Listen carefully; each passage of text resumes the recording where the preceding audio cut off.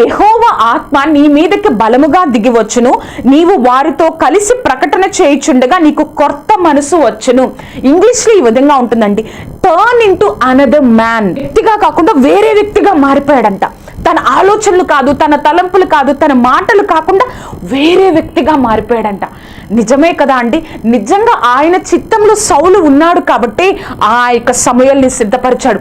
సిద్ధపరిచిన తర్వాత అప్పటి నుంచి ఆయనకి నూతన మనసు కలిగిందంట. సమూయేలు నుండి వెళ్ళిపోవటకై తిరగగానే అతనికి కొత్త మనసు అనుగ్రహించారంట దేవుడు.